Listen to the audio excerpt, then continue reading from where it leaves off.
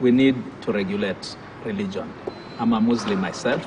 It should not be seen that I'm just talking about the Christianity, but we need to regulate religion.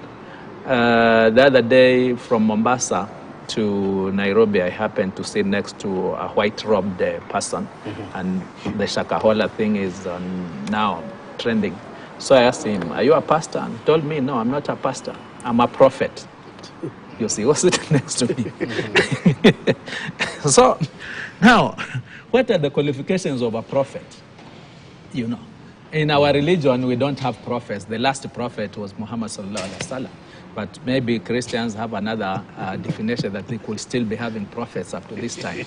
But for up to that level, then you realize we just need laws. We just need laws to start with. I agree, we've not done enough.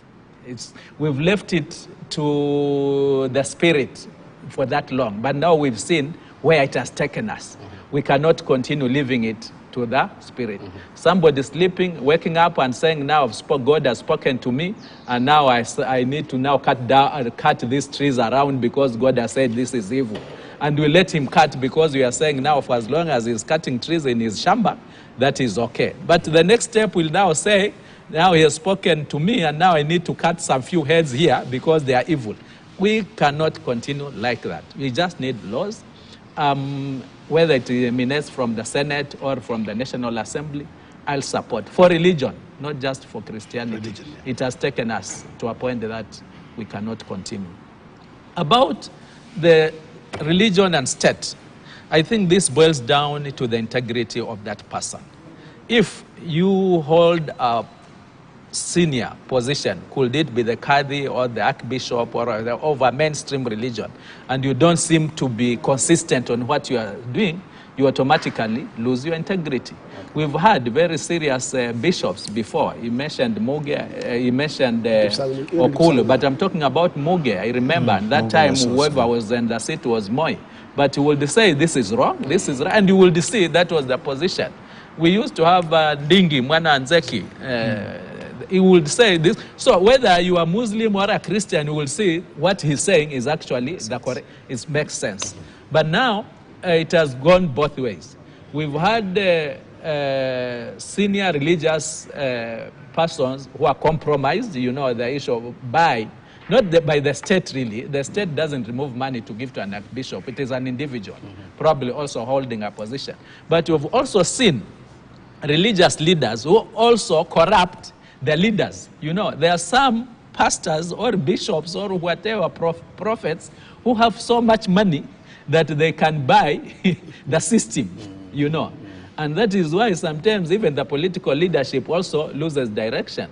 You see, when we see the Baba goes to Coast and visits Ezekiel and says, now this is okay. You know, it also, what has happened all of a sudden. Yeah. And remember, the first attempt which was made to regulate churches had been proposed by none other than Ida, you see. But now Baba goes and says, now, we don't know what happened within that short period, but we also know that there are some pastors who also have money to corrupt leaders. Right. So this is a two-pronged approach.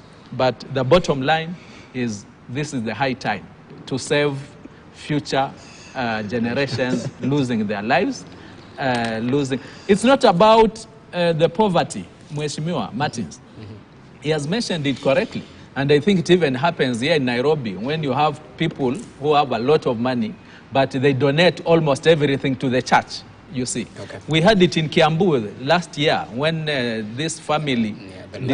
Lavington, 600 million a month they were giving to a prophet. Yeah, to a prophet. The one in Kiambu where this family was doing very well, but they decided to kill the family plus himself because that is what now he has been made to believe. Yeah, yeah. So these people who brainwash are very intelligent people.